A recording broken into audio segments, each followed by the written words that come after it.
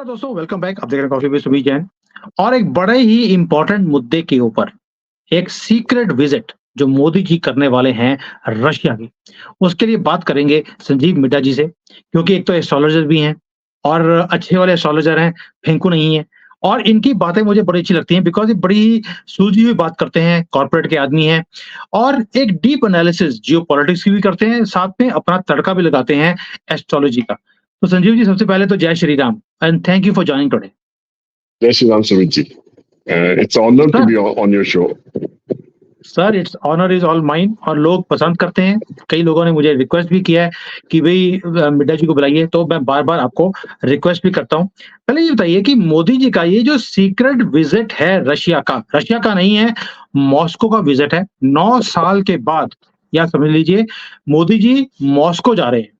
वो रशिया में 2019 में गए थे, उसके बाद अब जा रहे हैं। लेकिन इतनी लंबी देर के बाद मॉस्को जाना, वो भी सिर्फ 1 दिन के लिए।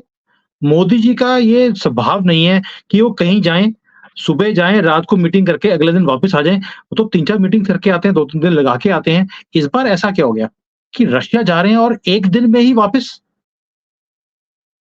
सुमित जी, मुझे पता है मोदी जी की इस विजिट से पूरी दुनिया में खलबली मचेगी और सब देश जो कि जिनको हिंदुस्तान के अंदर, इंडिया के अंदर बहुत सारा इंटरेस्ट है, वो अपने तरीके से इसको इंटरप्रिटेट करने की कोशिश करेंगे। पर मोदी जी, मुझे लगता है, किसी को भी कोई भनक नहीं लगने देंगे किस काम से जा रहे हैं वहां पे।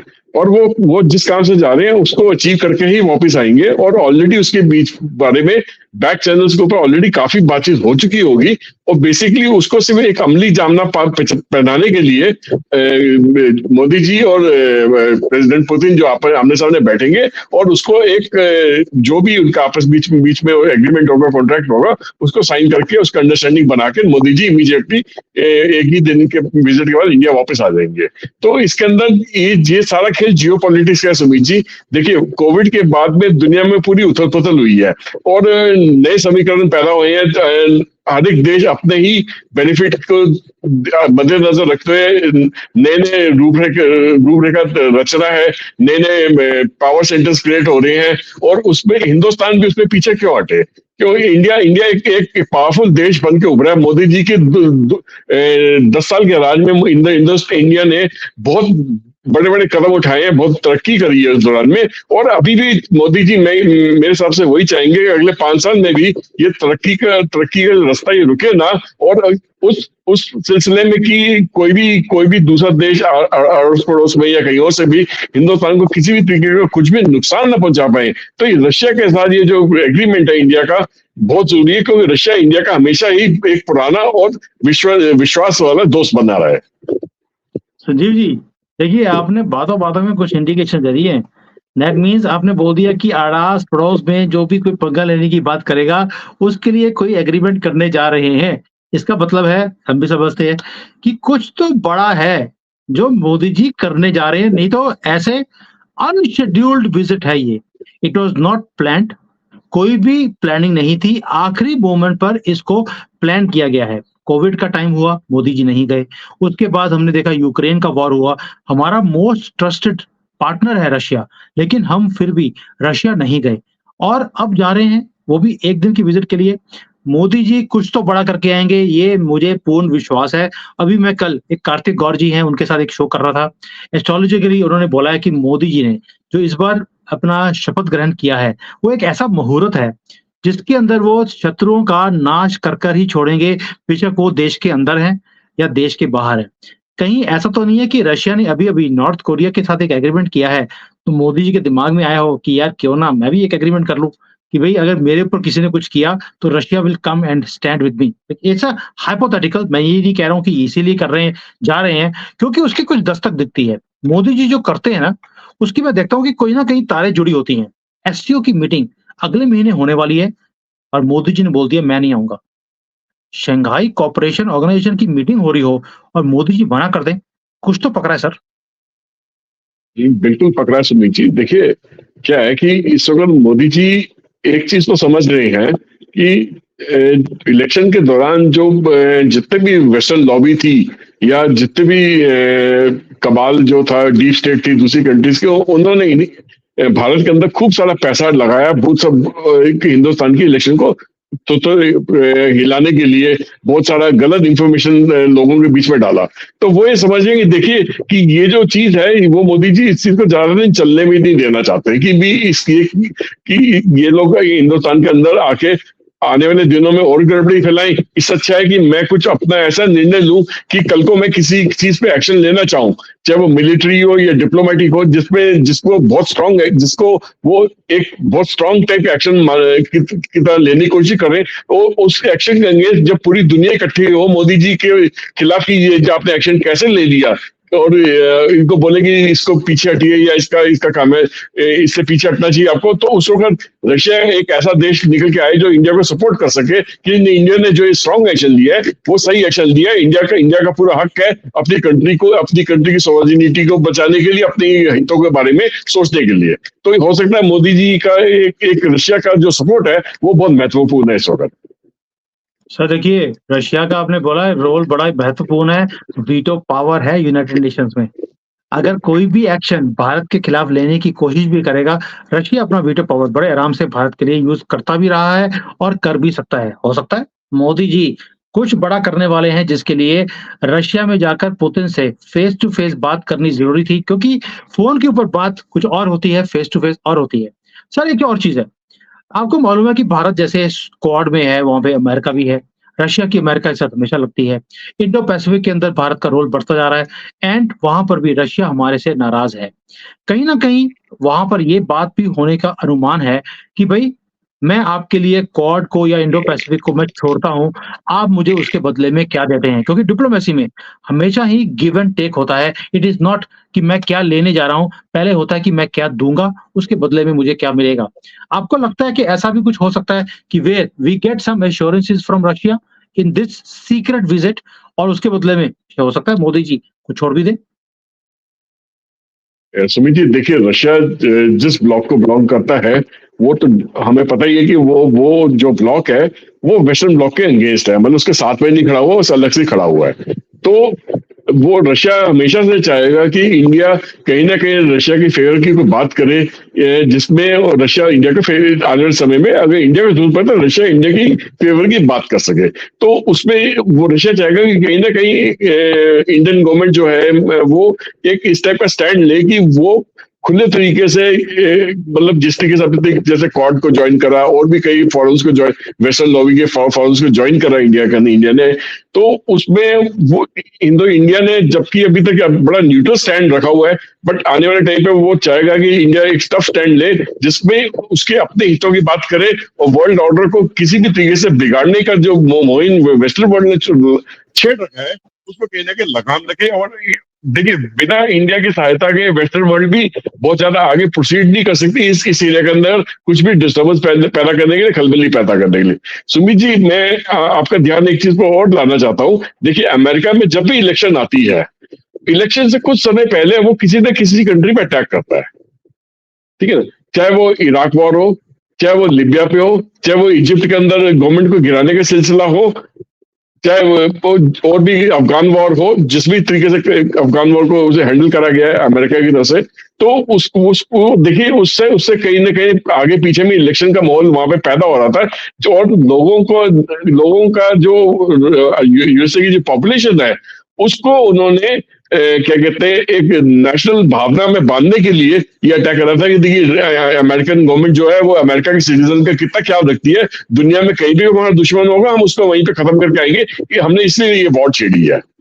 तो अभी भी ये माना जा रहा है कि क्योंकि अमेरिका में इलेक्शन जो है नवंबर के महीने में है, लगभग सिर्फ 5 महीने का टाइम बाकी बचा है, तो इन 5 महीने में अमेरिका फिर से उस टाइप की हरकत करने की कोशिश करेगा जिसमें बहुत बड़े चांसेस हैं कि अब की बार ईरान से वॉर में जाने की कोशिश करेगा। चाहे ईरान इस वक्त अमेरिका से बिल्कुल भी मूड में नहीं है वॉर करने के लिए, क्योंकि जब से उनके प्रेसिडेंट इब्राहिम रियासी की हेलीकॉप्टर क्रैश में डेथ हुई है और जब से मोहम्मद मुखबिर जो उनके वाइस प्रेसिडेंट उन्होंने एज ए एक्टिंग प्रेसिडेंट का रोल अपनाया उस कंट्री में, तो वो एक सॉफ्ट स्टैंड ले रहे हैं, वो कहीं पे भी अमेरिका के साथ उलझना नहीं चाह रहे, ठीक है ना। मगर अमेरिका किसी न किसी तरीके से उलझना चाह रहा है उनके साथ में, और उनको जबरदस्ती वॉर में धकेलना चाह रहा है कि अब वो अमेरिका उसपे डायरेक्टली इनडायरेक्टली जैसे भी एक्शन लेगा, वो अब अमेरिका के लोगों की भावना को जगाने के लिए लेगा कि उसके बदले में अमेरिका के लोग जो है उनको भर भर के वोट दे। तो मगर मुझे लगता है कि अमेरिका की कहीं ना कहीं पॉलिसी उनको बैकफायर करेगी। और अगर सपोज कीजिए अमेरिका ईरान से झगड़ा मोल भी लेता है, उस पर अटैक भी करता है, तो इंडिया और रशिया का जो ट्रेड रूट है, जो कि रशिया और के बाद में सेंट्रल एशिया होता हुआ और ईरान होता हुआ चाबहार पोर्ट तक आता है, वहां से फिर मुंबई तक बाई शिप कनेक्ट होता है, वो डिस्टर्ब हो जाएगा। तो मेरे को ऐसा लगता है, मुझे ऐसा लगता है कि मोदी जी जो रशिया गए हैं, उनका एक तो रशिया के साथ अपने पुराने संबंधों को फिर से तरोताजा करना है। एक नई गवर्नमेंट बनी है, मोदी जी की थर्ड टर्म में आए हैं, तो उसमें वो रशिया की सपोर्ट भी चाहेंगे और रशिया इंडिया की सपोर्ट भी चाहेगा, वो क्योंकि ये गिव एंड टेक होता है सारा सब कुछ, एक तरफा नहीं होता कभी भी। और साथ ही साथ मोदी जी ये भी चाहेंगे कि अगर अमेरिका और ईरान के बीच में झगड़ा होता है, लड़ाई होती है, तो वो जो ट्रेड रूट है वो किसी ना तरीके से डिस्टर्ब ना हो पाए, उसका एक ऑल्टरनेटिव ट्रेड रूट निकाला जाए, जो कि हो सकता है कि जो सेंट्रल एशियन रिपब्लिक से होते हुए और अफगानिस्तान से होते हुए और हमारे कश्मीर के रास्ते वो इंडिया के अंदर आए। जो हाँ जी, ये मैप जो आप दिखा रहे हैं, तो ये इसके अंदर बेसिकली सुमित जी देखिए, जो बेसिकली गिलगित बल्टिस्तान का एरिया है या पीओके का एरिया है, ये सड़क वहीं से निकलती हुई है, देखिए जम्मू रीजन से, जम्मू के नीचे के रीजन से इंडिया में एंटर कर रही है। तो ये ट्रेड रूट को इंडिया सिक्योर करना चाहेगी आने वाले दिनों में। अगर ईरान का एरिया डिस्टर्ब होता है, तो वो करने का एक ही तरीका कि इस एरिया में अगर हॉस्टिलिटीज बढ़ती है, इंडिया इस एरिया को अपने अंडर लेना अगर चाहेगा, तो उसमें रशिया की सपोर्ट लगेगी। और शायद इसी बात को वो शायद पुख्ता करने के लिए गए हैं कि कल को हम अगर ऐसा कुछ करते हैं तो रशिया का हमारे साथ रहेगा या नहीं रहेगा। तो मुझे लगता है कि रशिया इंडिया का पूरा साथ देगा इस मामले में, और कोई दो वजह नहीं है कि ना दे साथ। सर, बहुत बड़ी बात कर दी है आपने। ये कहीं योगी जी ने जो बोला था कि अगले 6 महीने में कुछ बड़ा होगा, मैं रिपीट नहीं करना चाहता क्योंकि कुछ सस्पेंस रख देते हैं, इशारा ही काफ़ी होता है। क्यों? क्योंकि हमारी वीडियोस आपको मालूम है कि आईएसआई हर रोज़ देखती है कि सुमित जैन ने आज क्या बोल दिया है और संजीव जी ने कौन-सी प्रेडिक्शन दे दी है। तो हम नहीं चाहते कि उनके कान खड़े हों जैसे कुत्तों के खड़े होते हैं। तो लेकिन एक चीज़ तो श्योर है कि मोदी जी कुछ बड़ा करने गए हैं, छोटी बात नहीं करेंगे। उन्होंने पार्लियामेंट के अंदर भी देख लिया कि अगर मुझे अब देश को स्टीयर करना है आगे तरक्की के लिए, कुछ बड़ा करना पड़ेगा। और ये हमारे सनातनियों की तरफ से बार-बार मैसेज भी है कि मोदी जी, अब आपको अपनी कमर कसनी पड़ेगी, यानी कि बेल्ट कसनी पड़ेगी और कुछ बड़ा करना पड़ेगा ताकि देश एक डायरेक्शन में चले कि हमने एक विकसित भारत बनना है। आखिरी क्वेश्चन सर, आपको मालूम है कि जो ब्रिक्स है, उसकी प्रेसिडेंसी रशिया के पास है। ब्रिक्स की मीटिंग अक्टूबर में है। क्या ये भी हो सकता है कि वहाँ पर कुछ रेडिकल चेंजेस करवाने की बात हो? मे बी ब्रिक्स की जैसे करेंसी की बात चाइना करता जा रहा है कि हमें ब्रिक्स में एक अपनी करेंसी लेके आने की ज़रूरत है। भारत नहीं चाहता कि ब्रिक्स की अपनी एक करेंसी हो बिकॉज़ उसमें फ़ायदा चाइना का होगा, बाकी कंट्रीज़ को नहीं होगा। तो क्या ये भी हो सकता है कि वहाँ पर वो पुतिन से बात करने गए हों कि भई आपकी नज़दीकियाँ चाइना की तरफ बहुत ज़्यादा हैं, झुकाव भी है आज की डेट में क्योंकि ज़ाहिर-सी बात है कि वॉर चल रहा है, चाइना उसे सपोर्ट भी कर रहा है financially also and otherwise militarily also. तो क्या ये भी एक रीज़न है कि वहाँ पर बात चल रही है कि भई मैं ये बड़े काम करने वाला हूँ, उसके लिए ब्रिक्स के मामले को अभी थोड़ा-सा ठंडा रख दीजिए, मेरा काम हो जाए उसके बाद देखेंगे कि मुझे क्या करना है। There can be a possibility also क्योंकि सारी तारें जुड़ती हुई दिखाई देती हैं कि कुछ जो बड़ा होना है उसके लिए बाकी तारें जो हैं कहीं ढीली करनी पड़ेंगी और कहीं तेज़ भी करनी पड़ेंगी। सुमित जी, ये डिप्लोमेसी का सबसे बड़ा ये रोल होता है कि एक डिप्लोमेट को एक अच्छी तरह पता होता है कि कहाँ पे उनको स्ट्रांगली अपनी बात को सामने रखना है, कहाँ पे उनको मजबूती से पेश आना है और कहाँ पे थोड़ा सा डिप्लोमेसी में थोड़ी ढील देनी है, ताकि वो उस मामले को फिलहाल के लिए टाला जा सके या थोड़े लंबे समय तक के लिए अपना वहाँ पे जगह हमें बनाने का मौका मिल जाए। तो ये खेल तो चलता रहता है, बैक चैनल्स में ये सारे खेल चलते रहते हैं और हर एक विकसित देश को इसके बारे में, अपने हितों के बारे में सोचने के हिसाब से इन डिप्लोमेसी को निभाना पड़ता है। और इंडिया ने अपनी फॉरेन पॉलिसी बहुत स्ट्रांग रखी है, बहुत अच्छी डिप्लोमेसी करती है और बहुत अच्छे तरीके से निभा रही है इंडिया अपनी डिप्लोमेसी। और देखिए, दो सुपर पावर के साथ एक साथ डील करना आसान नहीं है। कोई भी दूसरा देश ऐसा करने में कामयाब नहीं हुआ कि अमेरिका और रशिया को दोनों के साथ सही डिप्लोमेसी सही तरीके से रख के और दोनों से अपना काम निकलवा रहा है, और दोनों के साथ अपने अमेरिका के भी हित भी इंडिया के अंदर बने रहते हैं और रशिया के भी हित इंडिया के अंदर बने रहते हैं। बट रशिया के साथ इंडिया का जो रिलेशन है वो एक विश्वास का है। अमेरिका के साथ जो रिलेशन इंडिया का है वो बेसिकली ट्रांजेक्शन का है कि भी हम ये ट्रांजेक्शन करेंगे, हम ऐसे ऐसे काम में एक साथ मिलकर काम करेंगे, वो ट्रांजेक्शनल बेस पे हमारा रिलेशनशिप है। जबकि रशिया के साथ एक दिल का रिलेशनशिप है, दिल से जुड़े हैं आपस में।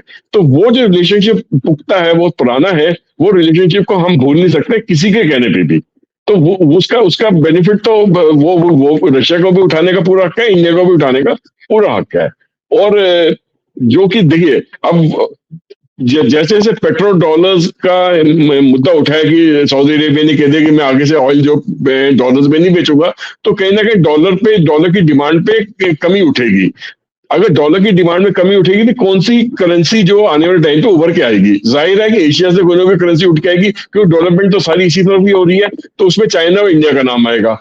हाँ, आज से कुछ साल पहले तक अगर चाइना बोलती कि मुझे अपनी करेंसी को इंट्रोड्यूस करवाना है as one of the international currencies, तो मैं मान लेता। मगर क्योंकि इस वक्त ग्रोथ इंडिया का चाइना से भी ज्यादा है और सबसे ज्यादा ग्रोथ रेट के हिसाब से सबसे तेजी से लार्ज इकोनॉमी है, वर्ल्ड की बड़ी इकोनॉमी से एक इकोनॉमी जो सबसे तेजी से बढ़ रही है, तो मुझे लगता है कि इंडिया का वेटेज बहुत ज्यादा रहेगा। इंडिया अपनी बात को मनवाने में कहीं ना कहीं ब्रिक्स के अंदर भी कामयाब होगा कि अगर करेंसी इंट्रोड्यूस करनी है तो इंडिया की करेंसी को वो नजरअंदाज नहीं कर सकते। इंडिया की करेंसी का भी बहुत बड़ा महत्वपूर्ण रोल रहेगा इसके अंदर।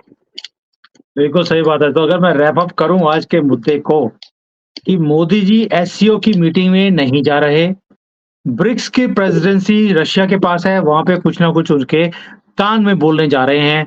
इधर हमने एक नया रूट मैप रशिया को दिखा दिया कि भाई आपका सारा माल बिना किसी हिंड्रेंस के हमारे देश में आ सकता है, आपके बॉर्डर से निकलना है और मेरे घर तक पहुंच जाना है। सिर्फ ये एक रास्ता है जो पाकिस्तान के ऊपर से निकलता है, ये मुझे ले लेने दो, मेरी हेल्प इसमें करो, मैं आपकी हेल्प ट्रेड में करता हूँ, पैसों में करता हूँ, क्योंकि आजकल हम पैसों की बात करते हैं, डॉलरों की बात करनी बंद कर दी है। तो दैट मीन्स कुछ ना कुछ बड़ा होने वाला है। अभी ये क्या करने वाले हैं मोदी जी, ये मोदी जी जाने।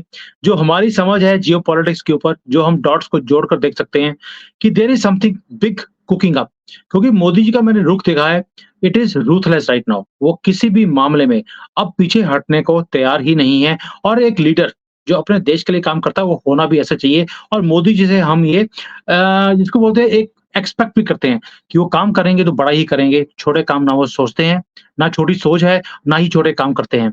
और लेट्स सी क्या होता है, लेकिन कुछ बड़ा होने वाला है दोस्तों।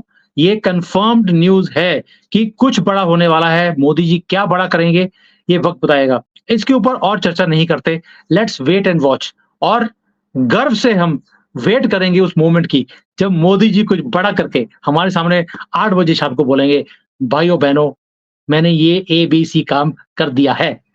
तो सजीव जी आपका आखिरी कमेंट। यस सुमित जी जैसा आप बोल रहे हैं वैसा ही होगा कि बड़ा काम करने के बाद ऐलान करेंगे ये काम हो चुका है, और उसके बाद दुनिया कुछ भी बोलती रहे तो उनको पता है कि उन्होंने जहां से सपोर्ट लेनी थी सपोर्ट ले ली है, और वो अपने अपने करे हुए काम से पीछे नहीं हटने वाले नहीं होंगे फिर। सर बिल्कुल सही है, आपके मुंह में भी की चक्कर जैसे आपने बोला है। लेकिन आखिरी एक मैं चीज और बताता हूँ, जैसे ही मोदी जी ने अपना रशिया का ट्रिप अनाउंस किया है, यूनाइटेड नेशंस ने अपने गंदे काम करने शुरू कर दिए। यूनाइटेड नेशंस ने भी और यूएसए ने भी। यूएसए ने स्टेटमेंट दे दिया कि भाई यहाँ पर तो जो फ्रीडम ऑफ स्पीच है वो खत्म हो रही है, यहाँ पर हेट स्पीच बढ़ती जा रही है। कौन बोल रहा है? अमेरिका भारत को लेक्चर दे रहा है। और यूनाइटेड नेशंस ने बोलना शुरू कर दिया कि अरुंधति रॉय को पकड़ने की जरूरत नहीं है, यानी कि हमने उनकी फेक न्यूज की जो फैक्ट्री की रानी है उसके ऊपर हाथ डाला है। तो यूनाइटेड नेशंस में चीखें पड़नी शुरू हो गई हैं। वाई?